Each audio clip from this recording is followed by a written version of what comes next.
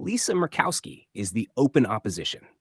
She publicly attacked the bill, delivered a Senate floor speech against it, and voted with Democrats against beginning consideration of it. She was the only Republican to vote no on the March 17th motion to proceed. Murkowski is not politically independent of the Senate establishment. Mitch McConnell's national political apparatus helped protect her from the Republican voters who wanted her removed. The National Republican Senatorial Committee supported Murkowski against the Trump-endorsed and Alaska Republican Party-endorsed Kelly Tshibaka, while McConnell-aligned outside spending attacked Tshibaka and helped preserve Murkowski's seat. Billionaire establishment donor Ken Griffin also put $1.5 million into Alaskans for LISA, the super PAC created to keep Murkowski in office. That investment now matters. The establishment spent heavily to preserve a Republican senator who could provide the decisive Republican opposition to Trump's election legislation. Murkowski gave Democrats bipartisan cover and allowed the Senate machine to claim the bill faced broader resistance than simple Democratic obstruction. McConnell's role was control of the bottleneck.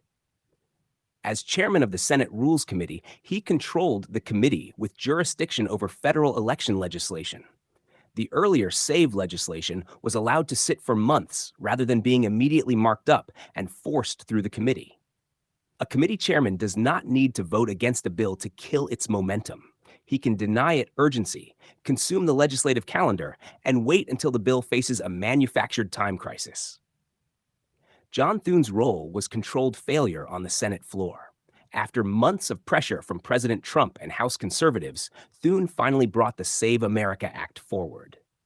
He did so while keeping in place the 60-vote obstacle that leadership knew Republicans could not overcome.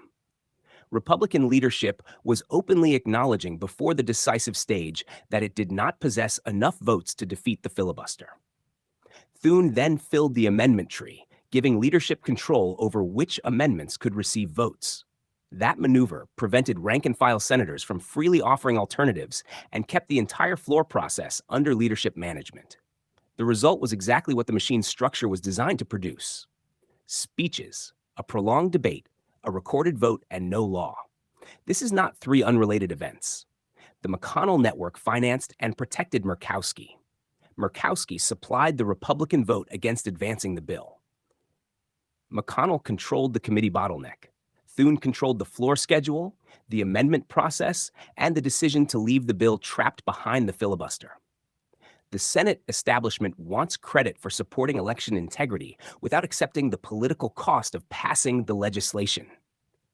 It can tell Republican voters that Democrats blocked the bill while concealing the fact that Republican leaders controlled when it moved, how it moved, and whether every available procedural weapon was used.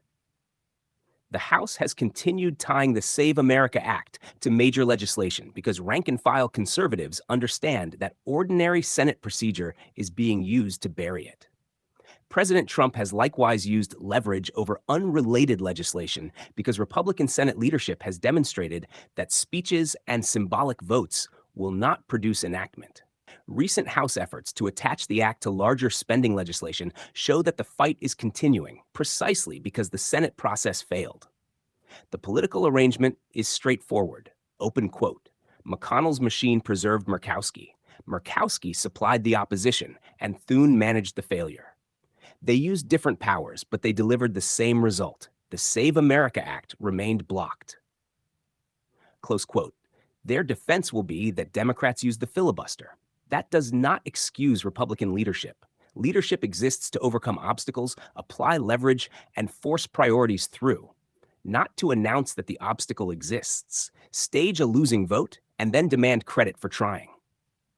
A party that controls the Senate cannot indefinitely blame the minority while refusing to change its strategy, use must-pass legislation, restructure the bill, employ reconciliation where possible, pressure internal holdouts, or force repeated votes until opposition breaks.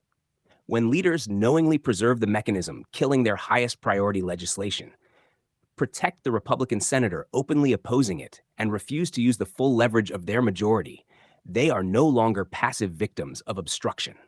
They are part of the obstruction.